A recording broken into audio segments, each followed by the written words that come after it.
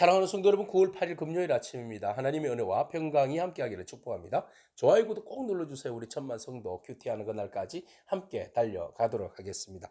오늘 우리에게 주신 하나님 말씀은 히브리서 5장 1절로 14절까지의 말씀인데요. 우리 8절에서 10절까지의 말씀을 같이 읽도록 하겠습니다. 그가 아들이시면서도 받으신 고난으로 순종함을 배워서 온전하게 되셨은즉 자기에게 순종하는 모든 자에게 영원한 구원의 근원이 되시고 하나님께 멜기세덱의 반차를 따른 대제사장이라 칭하심을 받으셨느니라. 아멘. 예수 그리스도는 누구신가? 오늘 본문 말씀에서 대제사장이시다. 큰 대제사장이시다라는 것을 증명하고 있습니다. 물론 이 땅에 대제사장이 있습니다. 아론의 반차를 따라서 하나님과 인간 사이에서 하늘의 복을 내려주고 하나님의 뜻을 전달하고 또 사람을 대신해서 하나님 앞에 속죄와 예배를 올려드리는 역할을 감당하는 제사장이 바로 대제사장입니다. 그는 함부로 누구든지 할 수 있는 일이 아니죠. 특별히 하나님의 택하심을 받은 자, 하나님의 특별한 관심과 그 존귀함을 입은 자만이 대제사장으로서의 역할을 감당할 수 있는 것이죠. 오늘 본문 말씀 1절에서 대제사장은 사람들 가운데 택함을 받았다라고 말씀하고 있습니다. 그는 4절에 존귀한 자다라고 말씀을 우리에게 소개하고 있습니다. 그가 하는 일은 1절 후반절에 보니까 예물과 속죄를 하는 제사를 하나님 앞에 드렸다라고 말하고 있습니다. 그 일들을 감당하는 겁니다. 그러나 그는 여전히 2절 말씀에 무식하고 미혹한 자를 능히 용납할 수 있는 것은 자기도 연약함에 휩싸여 있기 때문이다라고 말하고 있습니다. 여전히 대제사장이라 할지라도 그는 사람입니다. 모든 사람과 동일한 사람입니다. 그래서 자기는 자기를 위하여서 3절에 속죄 제물을 드릴 수밖에 없는 자다. 근데 특별히 하나님께서 그를 존귀하게 부르셨고 그에게 일들을 맡겨주셨다. 부르심을 받은 자이다 라고 대제사장에 대해서 정의를 내리고 있습니다.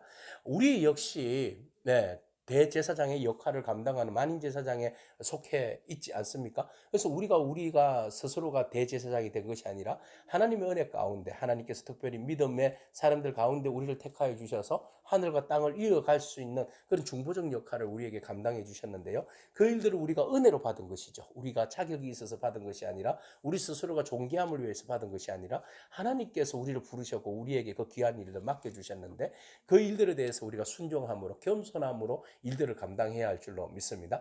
그렇다면 오늘 예수님은 대제사장보다도 더 큰 대제사장이라고 말씀하셨는데 그 이유는 무엇일까요? 물론 예수님께서 대제사장으로서의 이 땅에 오심은 맞습니다.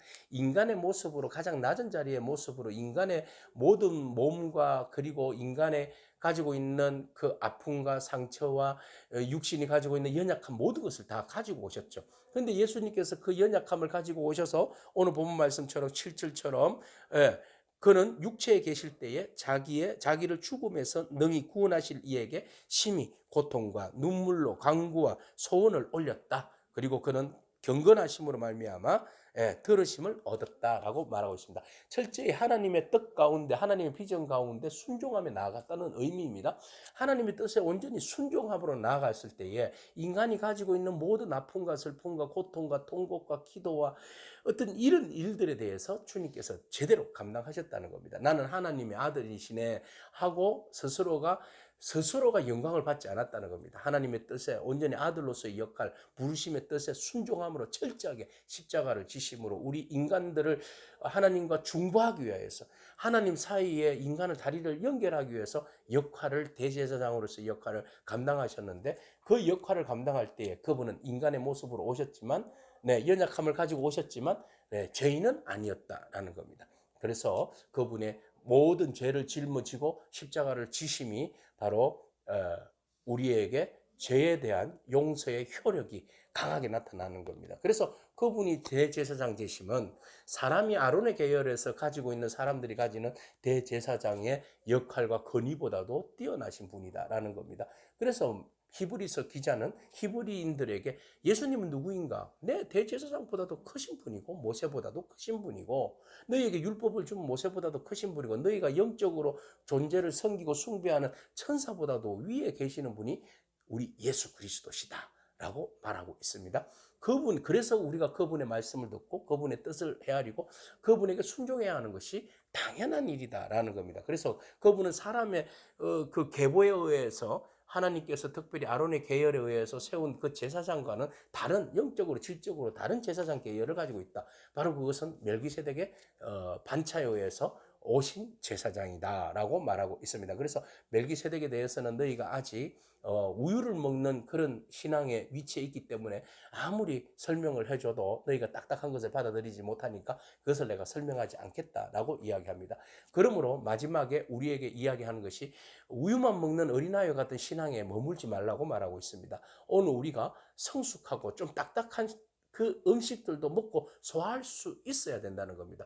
예수 그리스도를 믿음으로 인해서 믿음으로 그냥 그 만족하는 것이 아니라 구원에 만족하는 것이 아니라 주님께서 우리에게 주신 그 하나님의 뜻과 그 깊이 있는 신앙인으로서의 삶, 경건한 삶을 위하여서 어떻게 우리가 몸부림치며 살아가야 할 것인가에 대한 더 깊은 어떤 진리에 대해서 한 걸음 나아가는 그런 그 노력하는 삶, 네. 더 깊은 영성의 훈련들, 경건의 훈련들이 우리에게 필요하다고 말하고 있습니다. 그래서 13절에 이는 젖을 먹는 자마다 어린아이니 의의 말씀을 경험하지 못한 자다라고 말하고 있습니다. 그러면 의의 말씀, 진리이신 예수 그리스도의 진리의 말씀을 깨닫게 하기 위해서는 우리가 단단한 음식을 먹어야 되는데 그 단단한 음식 먹는 자들의 장성한 자다 이렇게 말씀하고 있어요. 그래서 그들은 지각을 사용함으로 연단을 받아 선악을 분별하는 자들이다. 그래서 무단히 주의 성숙한 신앙을 위해서 꾸준히 경건 생활을 감당하는 사람들입니다. 예, 신앙은 구원받는 것으로 끝난 것이 아니라 끊임없이 노력하고 몸부림치는 자의 것입니다. 그래서 행위 구원은 아닙니다만은 구원받은 것으로부터 시작하여서 우리가 경건의 훈련을 통하여서 주님의 말씀의 진리를 깨닫고 그것을 삶을 통하여서 미성숙한 그리스도인이 아니라 성숙한 그리스도인으로서 일들을 감당하는 것이라는 겁니다. 우리는 그저 달고 맛있는 말씀으로만 끝나는 것이 아니라 우리에게 때로는 채찍이 되고 또 쓰고 또 우리를 아프게 하는 말씀이라 할지라도 그 말씀을 우리가 받아들이고 그 말씀에 순종하고 그 말씀을 이루어드리기 위해서 노력함으로 인해서 우리에게 그 말씀이 약이 되고 성숙한 열매가 되고 능력이 되는 줄로 믿습니다. 그래서 우리가 그렇게 함으로 성숙한 그리스도인으로 하나님 앞에 온전히 한 걸음 더 나아가는 그런 그리스도인이 될 수 있다라고 말하고 있습니다. 사랑하는 성도 여러분, 오늘 영원한 구원의 근원 되신 예수 그리스도, 그분이 가장 낮은 자리에 순종함으로 인하여서 우리에게 영원한 구원의 주가 되시고 대제사장으로서의 그 어떤 권위와 능력을 드러낸 것처럼 오늘도 주님의 말씀 따라서 우리에게 주어진 일들에 대해서 성숙한 그리스도인으로 하나님의 말씀에 온전히 순종하고 그 뜻을 헤아리며 믿음으로 몸부림치며 달려나가는 그런 저와 여러분이기를 축복합니다. 아멘. 기도하겠습니다. 주님 감사합니다. 우리를 위하여서 기꺼이 이 땅에 오신 예수 그리스도를 우리가 본받기를 원합니다. 모든 것을 가지고 계시고 모든 영광과 존귀와 능력 안에 계시지만 하나님의 뜻을 온전히 이 땅 가운데 실현하시기 위해서 가장 낮은 자리에서 우리를 위하여서 중보하시며 심한 통고가 눈물과 간구와 소원을 올려드리며 온전히 하나님의 뜻을 이루어드리는 예수님의 그 성숙한 그 깊고 넓으신 그 은혜를 우리가 경험하고 바라봅니다. 오늘 우리에게 주어진 작은 일들과 모든 일들 가운데 하나님 성실하고 겸손하고 또 순종함으로 주의 뜻을 온전히 이루어드리는 저희들의 삶이 되어질 수 있도록 축복하여 주옵소서. 예수님이 귀하신 이름으로 기도합니다. 아멘. 오늘도 믿음으로 승리하길 축복합니다. 아멘.